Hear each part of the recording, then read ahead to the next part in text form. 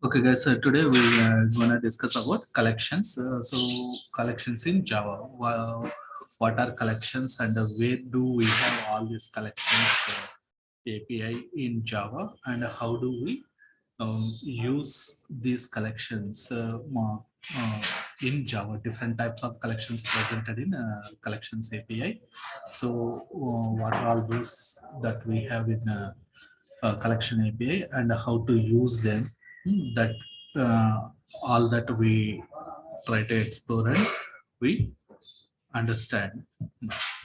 So coming to collection framework, actually basically collections API or collection framework, anything is same.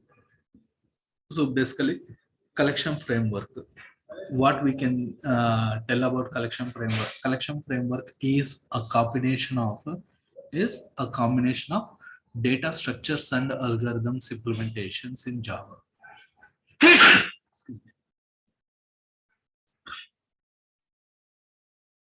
So, so what is a collection framework or collections API? It is a combination of data structures and algorithms which has been implemented in Java. Right. So what are data structures? Data structures are nothing but we know several data structures that are in practice, a list, queue, stack, set, all these things. Linked list, DQ, queue, DQ, doubly linked list. Like this, for representing all these data structures, predefined implemented classes are present in our collection framework, in our Java collection framework. And of course, algorithms. What are the algorithms that we use generally? Of course, data structures implementations, all data structures are following certain algorithms, right? Queue follows the FIFO algorithm, first in, first out. Stack follows LIFO algorithms, last in, first out. And list follows index based access or ordered collection. List is a ordered collection. And even searching and sorting algorithms, right? We have several searching algorithms, linear search, binary search, and sorting algorithms, bubble sort, merge sort, so many sorting algorithms we have, right?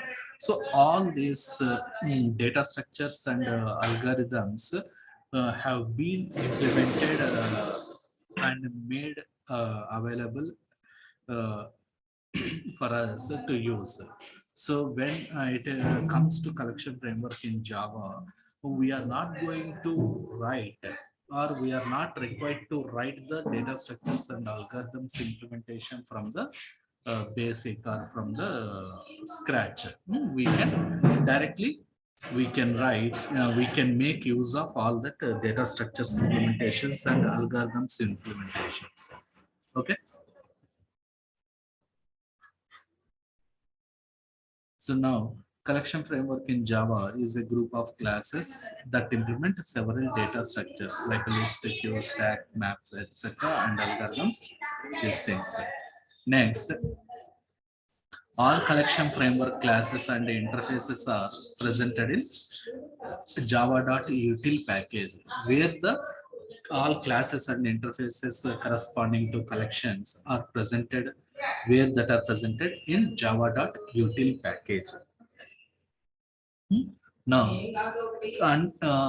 under java.util package, what are the classes hierarchies that we have, or what are the interfaces that we have under the collection API? In the key interface or the important interface or basic interface in collection framework is collection. Collection is an interface which is a parent interface of collections, like a list, set, queue, linked list, DQ, all these things. And under collection, at a high level, what we have three interfaces majorly, like a list, set, and queue. what are all these three? All these three are interfaces. Here I stands for interface.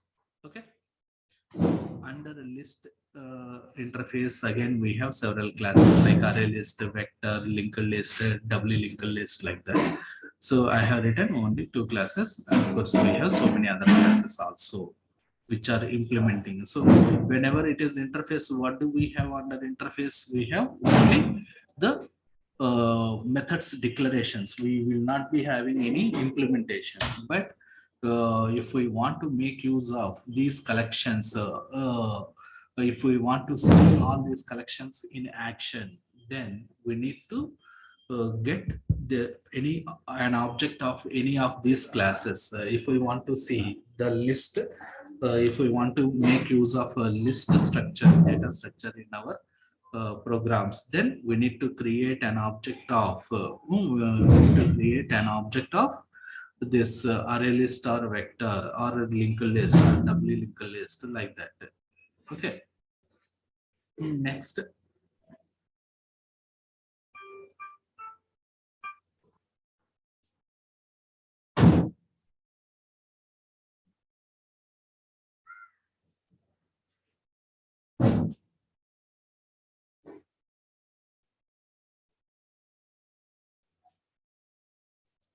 Next, array list or vector or linked list, doubly linked list, like that. Any of those classes object we need to create. And the next other data structure family that we have is a set. So set interface we can use to have a group of elements where all the elements in that group or collection are unique. So basic difference between list and set, if you observe, list is a group of elements or collection of elements which are stored in natural insertion order. Order will be persisted in whichever order you are adding the elements to the list. In the same order, you can retrieve the elements from the list. And the elements can be duplicate elements. List can have duplicate elements. So the basic points that you need to remember about a list, the basic definition, how what you can remember. If you can remember this point, and using this point, you can explain about list. What is list? A list is a collection of elements. Ordered list is a ordered collection of elements where we can have duplicate values or duplicate elements. This point, if you remember, you can explain about list clearly. In the similar way, set is a collection of elements where all the elements are unique, and order is not persisted, not guaranteed. So how we can define about a set?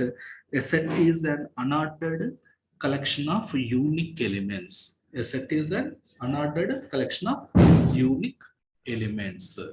Hmm?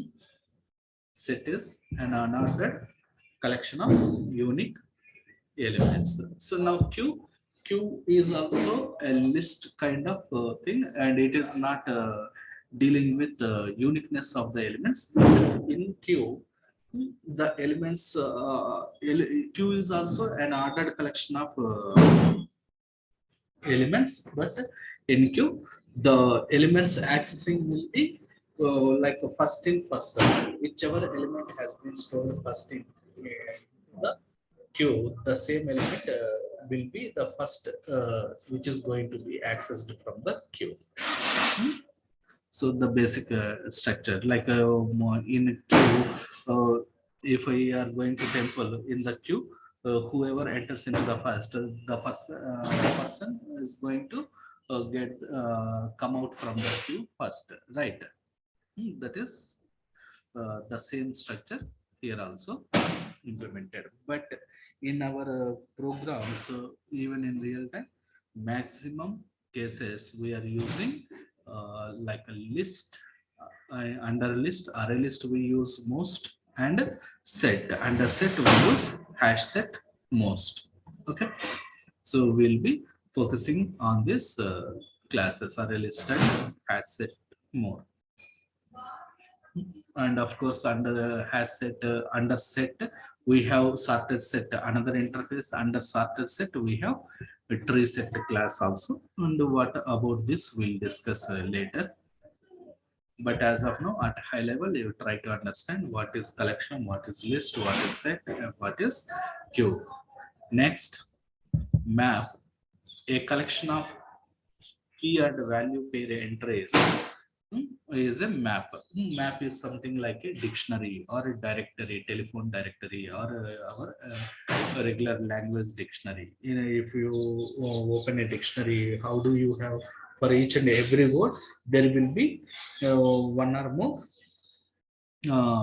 meanings, right? Each word is mapped to one or more meanings, right? So here the words would be unique, which we are consider, we can refer as keys, and the mean one or more meanings that are presented or mapped for each word can be referred as the values of that keys. Even if it is, if you consider a telephone directory, every phone number is a key in the telephone directory, and each key telephone number is mapped to one particular address. And of course there would be multiple keys are mapped to different same address. So addresses can be duplicated, but phone numbers are unique, right? So keys always are unique, values are always duplicated. Clear?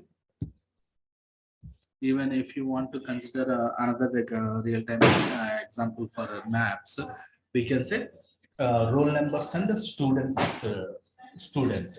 So roll numbers are always unique, which we can take as keys, and the student marks we can take student names or student marks we can consider as the values.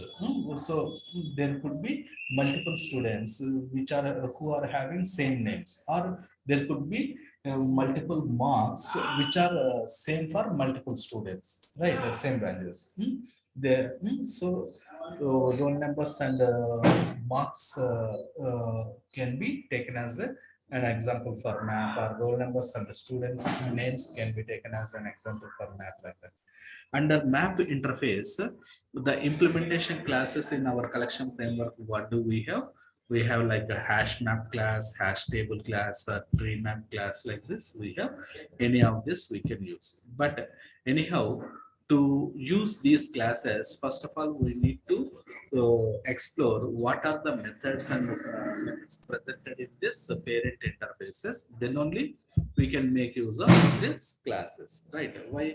Because these classes or subclasses are inherited from these parent interfaces. So if we want to use a subclass, having idea on parents is more useful, right? If we explore what are the methods and members variables are presented in the parents, the same thing will be inherited, and this same thing can be used using subclass objects, right? So as a part of the collection framework learning, what we do, we will be trying to explore these interfaces one by one, and then we'll see the classes one by one. Okay. So now, if I come to collection interface, what are the methods that are presented in collection interface? If we see public interface java.util.collection extends iterable. So iterable is a predefined interface which is presented in java.lang package, and which enables this collection is an iterable. Iterable means what? Iterating means navigating from the beginning, first element to last element, from beginning to ending of the collection, right? Reading each and every element, that one. So that capability is provided by iterable interface to the collection interface. So now under collection interface, what are the methods that we have? as of now, you just ignore this. I will explain later. What is this collection interface having? Collection interface is having some methods like int size, is empty, contains. By looking at the method names itself, we can understand. See, if you observe, names are given as self-explanatory names for the methods. Each and every method, we don't require any uh, documentation. By looking at the name itself, we can understand what this method does. Size method returns the size of collection. Is empty returns the uh, uh, status of the collection, whether it is having some elements or empty collection. Contains means which is a method used for searching, which is a search method. Whatever object we are passing here, that object will be checked in the collection, whether it is presented in the collection or not. Next, iterator. Iterator is a method which returns an object of type iterator. That iterator is a cursor which points to the elements presented in our collection, and using that pointing cursor, we can read each and every element from the collection. Next, to array. If we want to convert our collection into array, we can use to array method, and to array of array object. Here object array it is written, and to array of t array means it will convert the collection into array of specific type elements. And to add any element to the collection, what is the method that we need to use? We need to use add method. Here E stands for element, here T stands for type, but everything is nothing but a class only. A class only.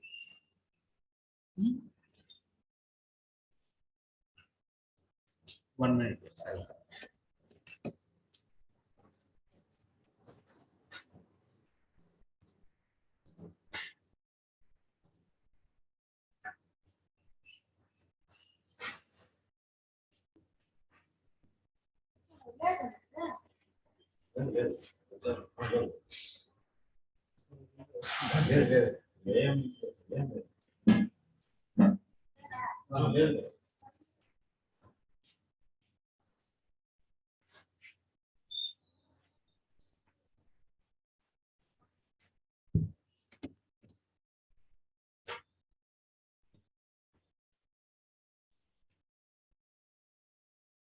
So in the similar way, to remove an element, remove method we can use. Contains all is for checking whether other collection, a subset of elements we want to check in a large set of elements, or a small collection of elements.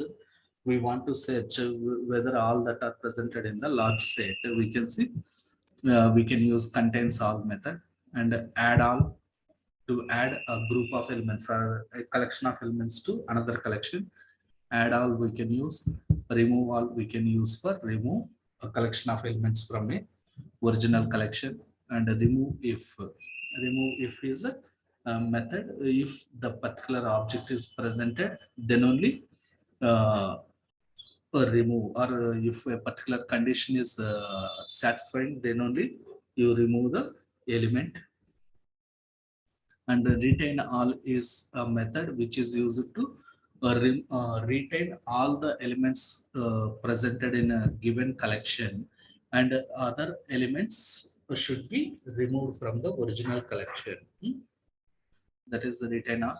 And clear means it is blind delete of all elements in the collection without checking any conditions and all. Equals, we know to compare two collections and both are equal or not, like that. Stream, parallel stream, these are also splitrator, similar to iterator, splitrator, and a stream, parallel stream.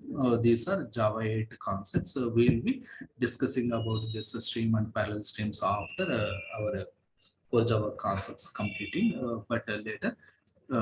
As of now, you just remember what is stream one is. Now here, what is this notation within angular brackets?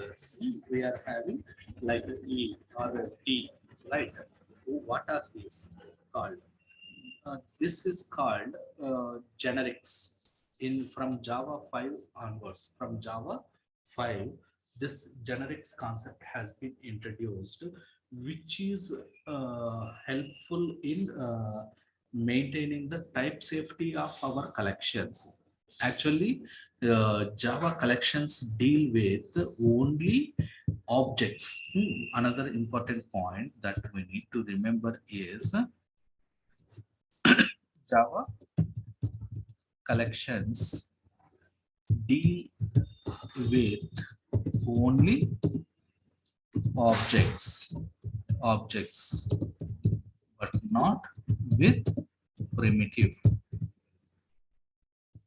types. Primitive data types are not allowed. Means int, float, char, that basic primitive types we cannot store in the collections. If you want to store numeric values, int values in collection, how you should store? You need to make use of wrapper classes. We have wrapper classes, right? Integer, float, double.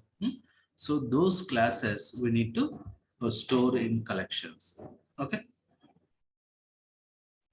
And whenever it is dealing with the objects, which is the superclass of all classes in Java, object class is superclass. In that class, there would be possibilities of type conflicts. So to avoid that type conflicts, what is provided, what has been introduced? Generics concept has been introduced from Java 1.5 onwards, and generics, how do we specify within Angular brackets?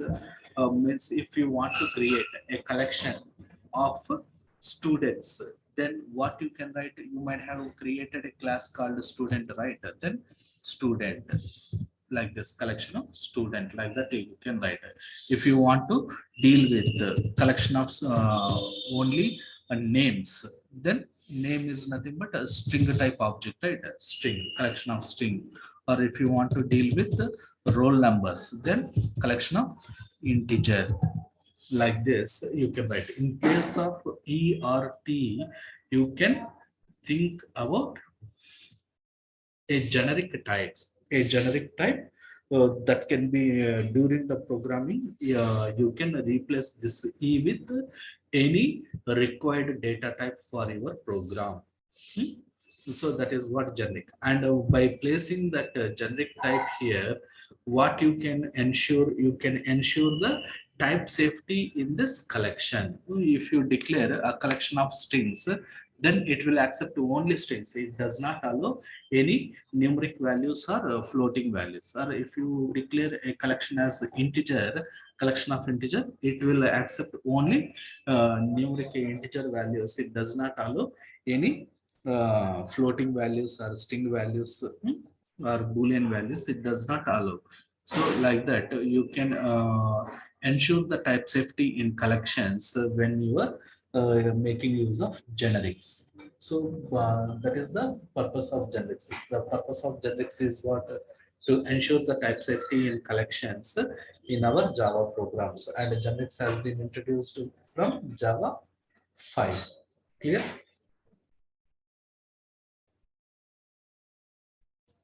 Yeah. So similar to collection, under collection, if we see the hierarchy, under collection, what do we have? List interface. So under list interface, what do we have? If we observe the same methods what we have seen in collection, almost all the same, all the methods are there in the collection in list interface also. Why? Because list is extending collection interface, right? Both are interfaces, so extends method we use. And here also we have the same methods like size, is empty, contains, iterator, to array, add, remove, contains all, add all. So contains all. Now add all, overloaded method, remove all, retain all. replace all we have, and the sort method also you have. You don't require to implement any sorting algorithm. And the clear method we have to remove all the elements equals we have. Now in list you have a method like get and set. Get is the method which is used to read an element from the list collection, which is presented at the given index. Index based accessing list allows us to access the elements based on index. Index based accessing is allowed, or random access is allowed on the list. That is nothing but uh, defining means accessing an element from the list using its index. Set uh, takes two parameters, int comma e. Int means int specifies the index, in which index or position the element should be added. E is the element which we want to add or set in the existing list. So in the existing list, four elements are there. Now you want to add an element at the third position. Then what you can do, you can call the set element, set method. Third position means index would be what? For third position index is what? Positions are always start from 1, indexes are start from 0. So then third position index is what? It will be always, yes, very good, 2, right?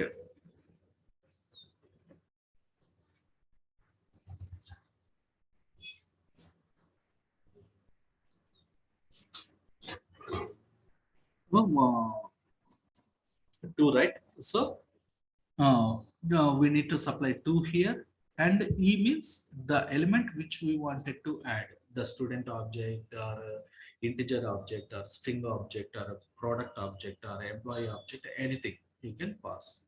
Okay. And next, add. Add is the general method. What it will do?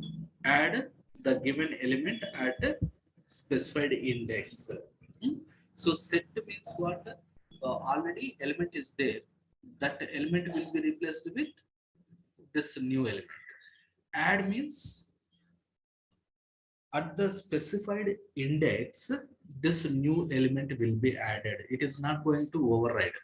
No, it will be inserted in between. If already 4 elements are there, and you say add of 2 comma some student, then the student object will be placed in third position. It is representing index, right? So third position.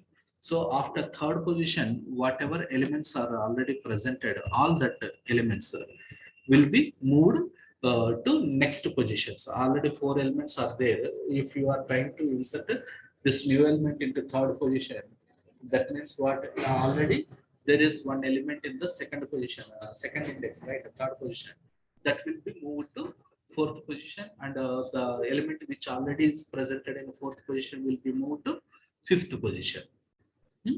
Like that it goes. Remove is used for removing the element from the collection. Index of is a searching method where we are using this method to find in which position the given object is presented. Last index of is used to find in which position this given object is presented from the last.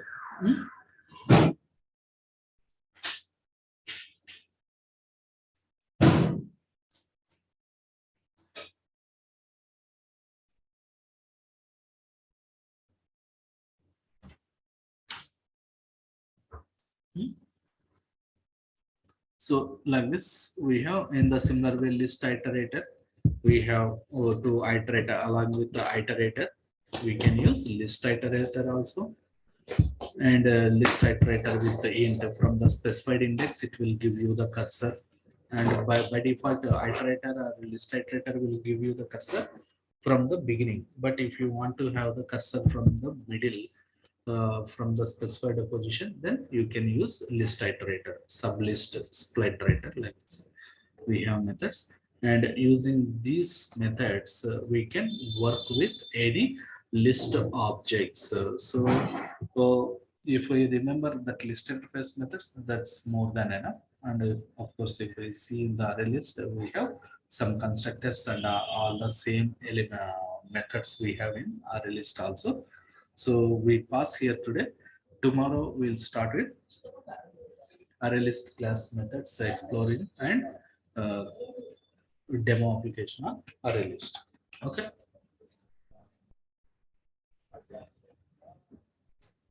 Yeah, bye.